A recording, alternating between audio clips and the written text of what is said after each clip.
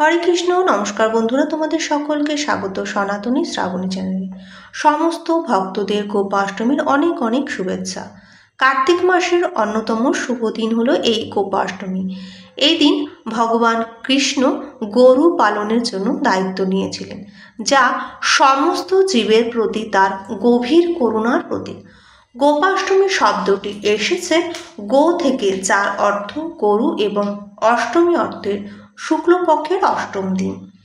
2025-এ গোপাষ্টমী শুরু হচ্ছে 29শে অক্টোবর সকাল 9:23 এবং অষ্টমী তিথি শুরু হবে 30শে অক্টোবর 10:06। ভক্তরা এই গোপাষ্টমীর দিন গো সেবা করে থাকেন, যার মধ্যে রয়েছে গরুকে খাওয়ানো, গরুকে পরিষ্কার করা এবং তাকে ফুল তিলক দিয়ে সুন্দর করে সাজানো। এই সমস্ত কর্মকাণ্ডের মাধ্যমে ভক্তরা শ্রীকৃষ্ণের সাথে যে গভীর সংযুক্ত আছেন সেটা দেখানো হয়েছে। যিনি দেখিয়েছিলেন যে গরুর সেবা করা স্বয়ং ঈশ্বরের সেবা করার মতোই পবিত্র। হিন্দু ধর্মে গরু কেবল প্রাণী নয়, সে আমাদের হিন্দুদের গোমাতাও বটে।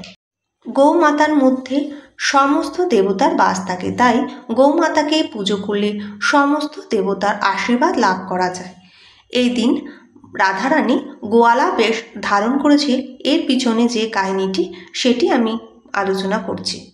গোপাষ্টমীর দিন শ্রী রাধারানী নিজেকে গোয়ালার ছদ্মবেশ নিয়ে তার প্রিয় কৃষ্ণের কাছে এসেছিলেন।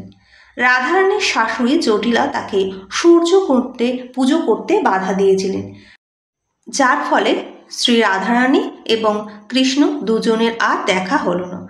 কৃষ্ণ তার বন্ধু সুবালাকে অনুরোধ করে যে, বন্ধু, তুমি যে কোনো উপায় আমাকে রাধারানীর কাছে নিয়ে চলো, বা তুমি রাধারানীকে আমার কাছে নিয়ে এসো। সুবলা রাধাকে কৃষ্ণের সাথে আবার যাতে পুনর্মিলন হয় সেই জন্য একটি পরিকল্পনা করল। সুবলা তখন করল কি, রাধারানীর পোশাকই বদলে দিল এবং তাকে কৃষ্ণের সাথে দেখা করার জন্য একটি পরিকল্পনাও করল। শ্রী রাধা সুবলার পোশাক পরে নেন, একটি বাছুর ঘর থেকে বের করে নিয়ে তিনি চলে যান। জটিলা এবং কুটিলা ভাবল ও বুঝি সুবলা চলে যাচ্ছে।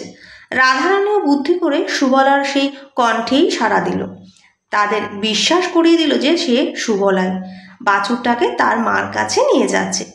এইভাবে রাধারানী সুবলার ছদ্মবেশে কোনো সন্দেহ ছাড়াই তার শাশুড়ির চোখের সামনে থেকে বেরিয়ে এলো তার প্রিয় কৃষ্ণের সাথে দেখা করার জন্য।